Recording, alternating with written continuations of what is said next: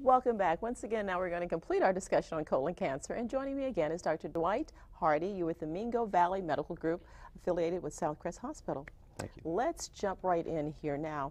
I want to go back to this testing because you talked about the fecal occult type of testing, right? What about a person where they have a relative, an immediate relative like a mother or something who has had polyps, or one who has not? It's been that genetic version. Would you get bumped up a little bit sooner in your need for colostomy? I mean, colostomy, colonoscopy. For colonoscopy. No, let's don't jump to colostomy yet. Really? For colonoscopy. The answer is absolutely.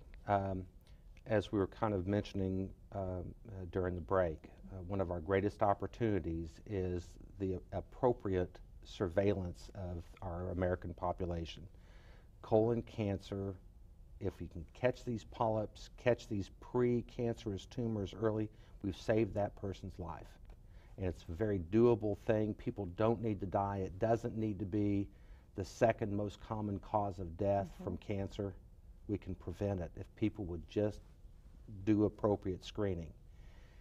When it comes to screening, certainly people who are at high risk, who are identified as being more likely to have a problem, such as people whose first-line relatives, brothers, sisters, mothers, fathers, developed these types of tumors either with polyps or without, if they're caught early and you bump them up and you start screening them early, they're going to be more likely statistically to have these things.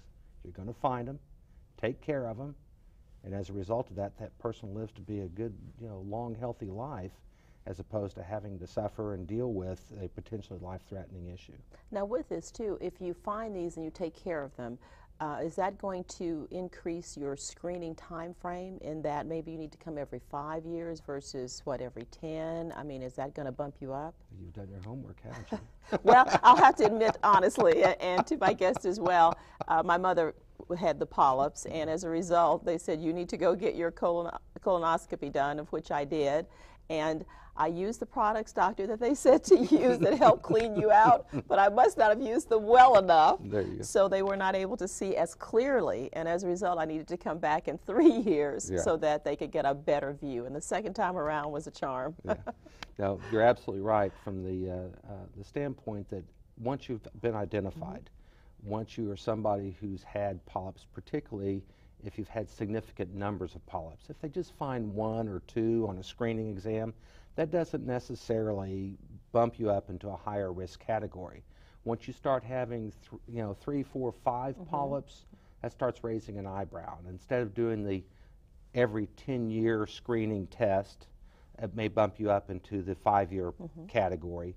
And if they find particularly high-grade tumors, ones that are about ready to turn into cancers, instead of being 5 years, it's going to be every 3 years, every 2 years. If there's particularly bad ones like villus adenomas, it may be on an annual basis. Okay, and I do have some cousins who, because of their parent who's had the same kind of thing, they went to the every 5 years, and they had a couple clean ones, and so they went every 3. And then they had a couple of clean results, and now they're bumping them up to every 5. Right. So it does take those. It's kind of interesting. These parameters that you're describing have changed recently. Okay. It used to be that just even 4 or 5 years ago, people who had completely normal colonoscopies, they didn't find anything wrong. They were recommended to come back at 5 years. Well, there's been some new data that's come out, new research, one thing and another, and we've found out that a better utilization of the nation's resources as far as the expense of getting these things done, basically it's safe to wait 10 years on these people who are absolutely clean. But by the same token, some of the parameters have shortened with these newer guidelines in people who are identified as high risk. Right, and I do want to make sure everybody understands exactly what you said. It's not painful. You don't even remember that it happened, and there's no side effects. I mean, you're not out of work for days and days. I mean, you just go right back to work, and it's no big deal. There is a very small complication rate. It's less than 1 in 1,000, and it's the potential. Anytime you slide a scope up into a soft tubular tissue, that you could actually cause a small tear, that is the big risk. But it's not a very large risk when you think about the idea that you're saving so many lives for that one person that might need to have a little hole fixed type Right. of thing. When you do the weight and balance, it's way better to get screened, way better to find these things early, way better to live a long life as opposed to being put off by or worried about that maybe during the screening process that you'd be that 1 in 1,000 who would have a small problem. Exactly, and you doctors are so competent these days that Yeah. that's not a big worry. Yeah. Let me ask you a little bit about the staging of cancers, because let's say the person, and then the signs and symptoms, the person didn't catch it in the polyp stage. What are going to be some signs and symptoms, and what's the staging process about? Well, typically what happens is that the polyp grows in the intimal lining, which is the inside tissues, the inside lining of the colon. And as that polyp advances in its maturity, becoming from something benign to something malignant, it'll evade down the polyp and into the wall of the colon.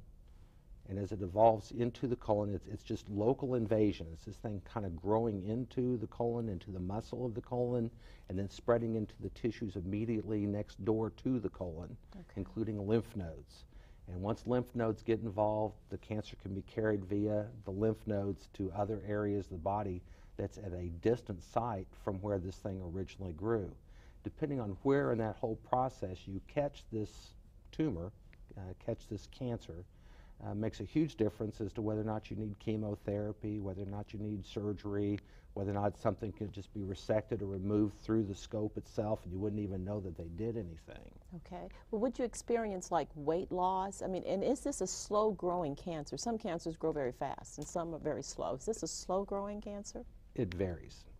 There are certain types of colon cancer that are much more aggressive, just due to your immune system, the types of cells that are involved.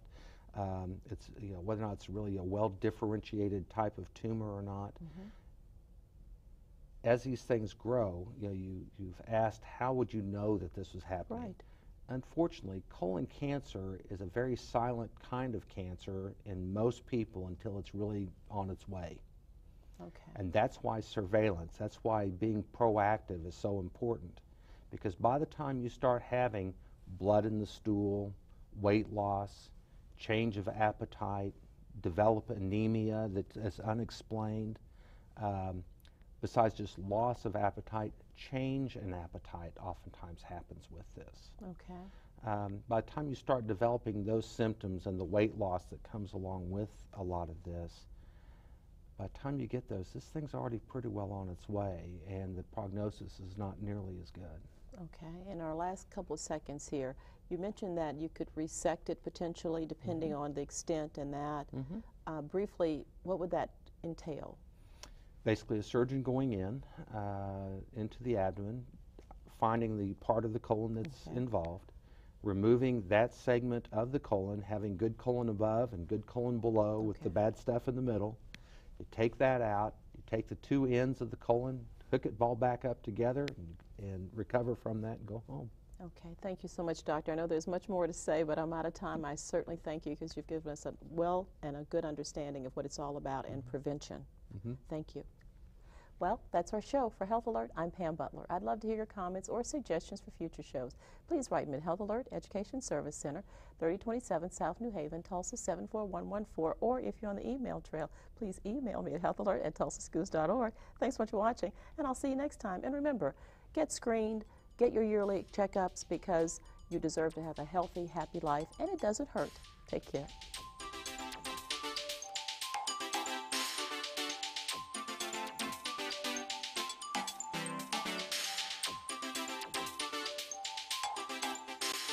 This program would not be possible without the support of OU Physicians in Tulsa.